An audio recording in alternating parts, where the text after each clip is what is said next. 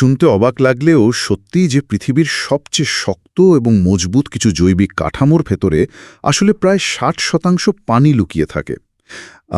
আমরা কোষ প্রাচীরের কথা বলছি। ১৬৬৫ সালে বিজ্ঞানী রবার্ট হুক যখন নিজের তৈরি করা মাইক্রোস্কোপের নিচে কর্ক কোষ দেখলেন, হ্যাঁ, উনি কিন্তু সেখানে মৌচাকের মতো ছোট ছোট কামরা বা গ্রিড সদৃশ গঠন দেখতে পেয়েছিলেন। ঠিক, আর মূলত সেই মৃত কোষগুলোর বাইরের শক্ত আবরণটাই ছিল উদ্ভিদ কোষের এই বিখ্যাত রক্ষা প্রাচীর। আর এই কোষপ্রাচীর কিন্তু জীবজগতের একটা বিশাল বিভাজন রেখা তৈরি করে দিয়েছে। মানে আধুনিক 5 কিংডম শ্রেণীবিন্যাসে শৈবাল, ছত্রাক, ব্যাকটেরিয়া এবং সায়ানোব্যাকটেরিয়াকেও যে উদ্ভিদের কাতারে ফেলা হয়, তার একমাত্র কারণই হল এদের সবার কোষে এই প্রাচীর আছে। আচ্ছা, তার মানে প্রাণী কোষে এটা একদমই থাকে না? একদমই না। প্রাণীকোষ তো বটেই, এমনকি উদ্ভিদের চলরেণু আর জনন কোষেও এর কোনো অস্তিত্ব নেই।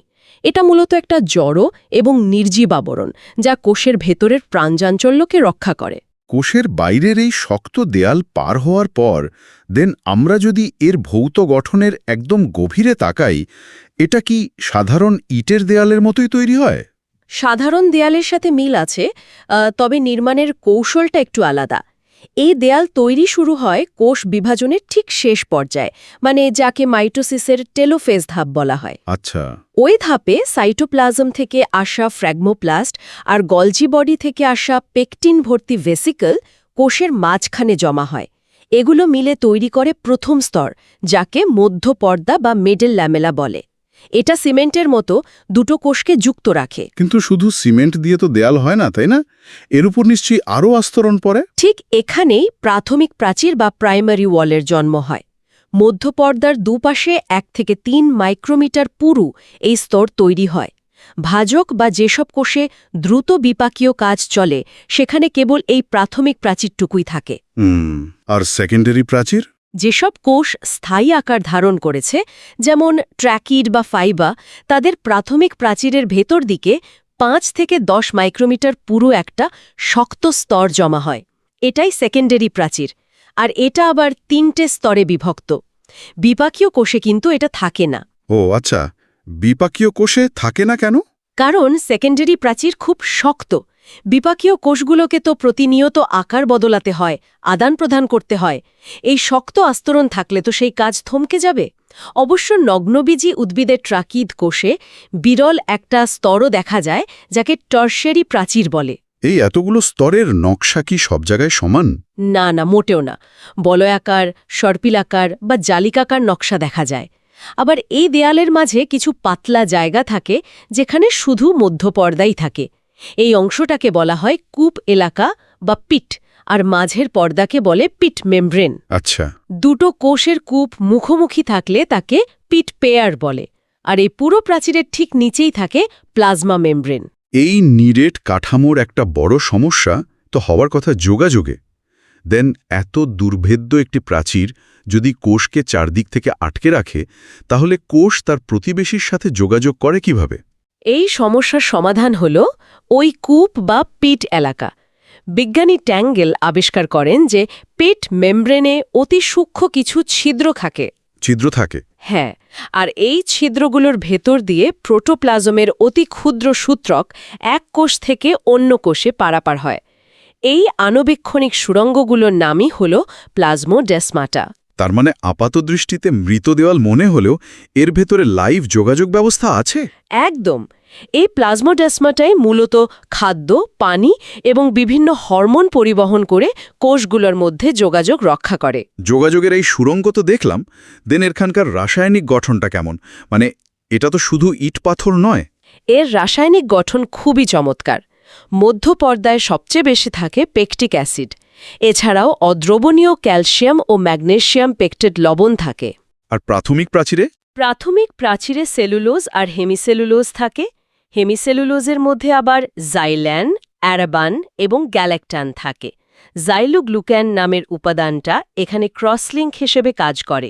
তো সাধারণ একটা গঠনে এই উপাদানগুলোর অনুপাত কেমন হয়? সাধারণত 40 ভাগ সেলুলোজ, 20 ভাগ হেমিসেলুলোজ, 30 ভাগ পেকটিন এবং 10 ভাগ গ্লাইকোপ্রোটিন থাকে। আর সেকেন্ডারি প্রাচীরে এর সাথে যুক্ত হয় লিগনিন এবং সুবেরিন। হাইড্রোলেজ, অ্যাস্টারেজের মতো এনজাইমও থাকে এখানে। অন্য জীবদের ক্ষেত্রেও কি একই রকম? না, ব্যাকটেরিয়ার প্রাচীর গঠিত হয় পেপটাইড ও গ্লাইকেন দিয়ে।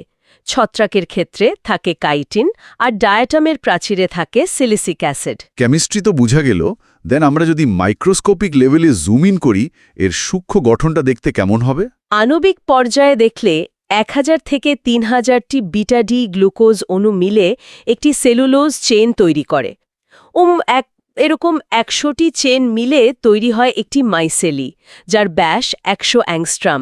এটাই ক্ষুদ্রতম গাঠনিক একক। আচ্ছা, 100টা চেনে একটা মাইসেলি, তারপর?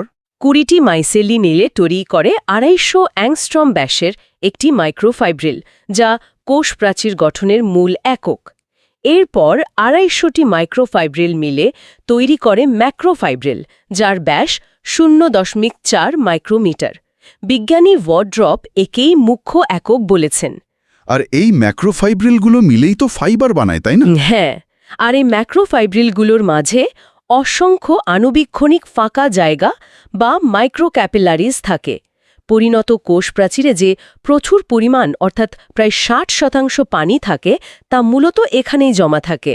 গঠন আর উপাদানের এত নিখুঁত হিসাব জানলাম, দেন এত জটিল একটি কোষ প্রাচীর আসলে সামগ্রিকভাবে কি কি কাজ করছে? এটা মূলত কোষকে একটা সুনির্দিষ্ট আকৃতি দেয় এবং যান্ত্রিক শক্তি প্রদান করে। বাইরের আঘাত থেকে ভেতরের সজীব প্রোটোপ্লাজমকে সুরক্ষিত রাখাটাই এর প্রধান কাজ। কিন্তু এটা কি পানি চলাচলের জন্য ভেদ্য? হ্যাঁ, প্রাথমিক প্রাচীর ভেদ্য হওয়ায় পানি ও খনিজ লবণ সহজে যাতায়াত করতে পারে। প্লাজমোডেজমাটার মাধ্যমে উদ্দীপনা পরিবহন করে। তবে সেকেন্ডারি প্রাচীর তৈরি হলে সেটা পানি ও গ্যাসের জন্য অভেদ্য হয়ে যায়। বাইরের এই মৃত দেয়ালের গল্প তো অনেক হলো, দেন এই জড় প্রাচীরটা পার হয়ে কোষের একেবারে ভেতরে প্রবেশ করলে কি পাওয়া যাবে? ভেতরে গেলেই দেখা যাবে প্রোটোপ্লাস্ট। কোষ প্রাচীর দিয়ে ঘেরা কোষের সম্পূর্ণ সজীব আর নির্জীব বস্তু মিলেই এই প্রোটোপ্লাস্ট। আর এর মধ্যে যে সজীব অংশটা থকথকে জেলির মতো, সেটাই হলো প্রোটোপ্লাজম। এই জেলির মতো পদার্থটার নামকরণের তো একটা ইতিহাস আছে। হ্যাঁ, 1835 সালে বিজ্ঞানী ডুজারডিন প্রথম এর নাম দেন সার্কোড।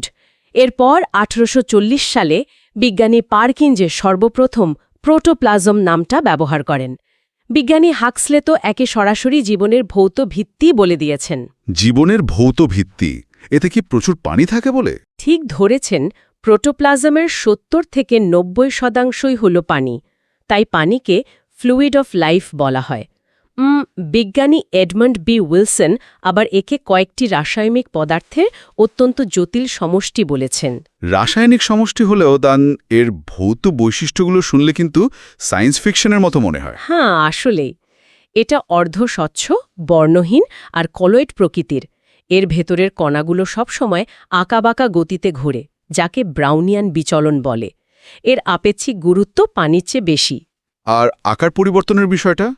পরিবেশ অনুযায়ী নাকি রূপ বদলায়? হ্যাঁ, এটা জেলি থেকে তরল বা সল অবস্থায় যেতে পারে, আবার তরল থেকে জেলিতেও রূপান্তর হতে পারে।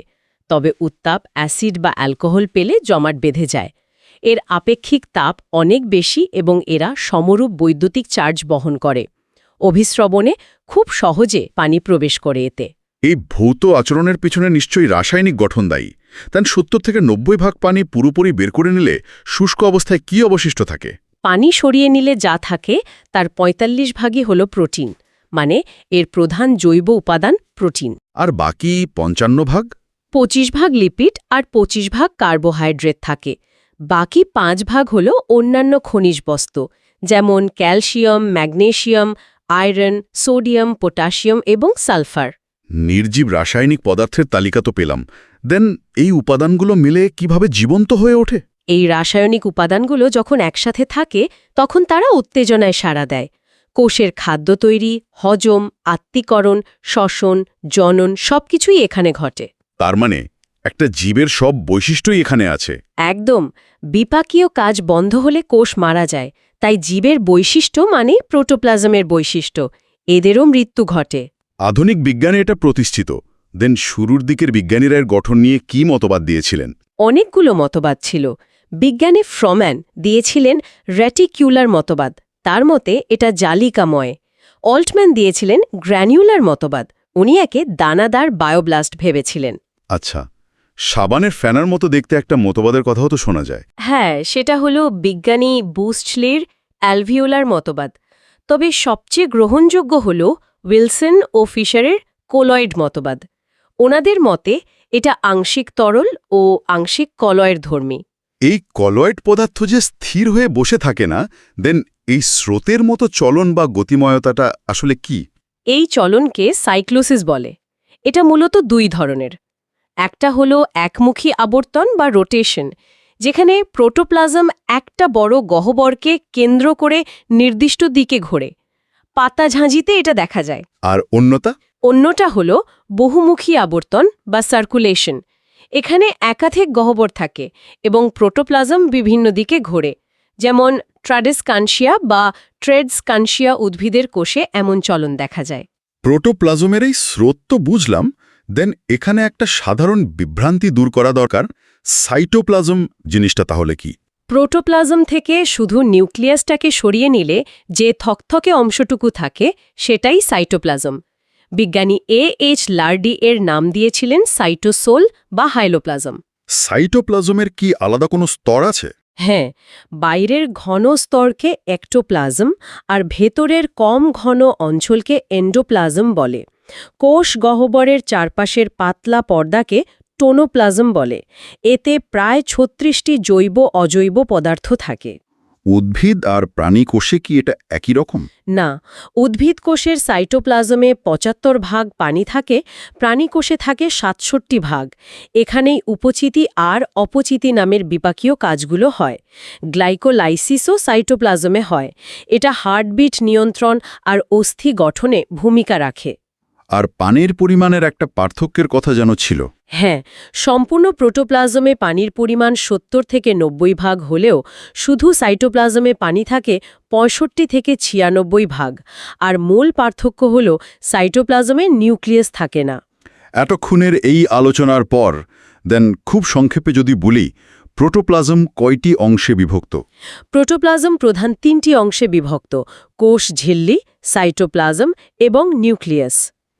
এই সাইটোপ্লাজমের ভেতরে সবকিছুই তো আর সজীব নয়। দেন কোষে যে নির্জীব বস্তু থাকে সেগুলো কোথা থেকে আসে? পদার্থ, মিশ্রিত পদার্থ আর বর্জ্য পদার্থ। সঞ্চিত পদার্থে কি কি থাকে? কার্বোহাইড্রেট, প্রোটিন আর লিপিড।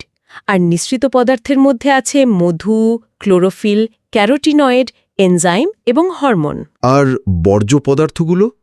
রেজিন, ট্যানিন, গাম, তরুক্ষীর এবং ক্যালসিয়াম অক্সালেট হল বর্জ্য পদার্থ।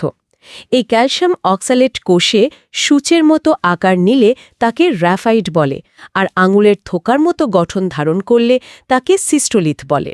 বাহ, বেশ চমৎকার নাম তো। হ্যাঁ, আর একটা ব্যাপার ভেবে দেখার মতো, যে বর্জ্য বা নির্জীব বস্তুগুলোকে আমরা অপ্রয়োজনীয় মনে করছি, কোষের বেঁচে থাকার নীরব লড়াইয়ে সেই ক্যালসিয়ামের স্ফটিকগুলোই হয়তো সবচেয়ে শক্তিশালী বর্ম হিসেবে কাজ করছে। এই অণুপরমাণুর স্থপতিরা আর কি রহস্য লুকিয়ে রেখেছে তা সত্যি ভাবনার বিষয়।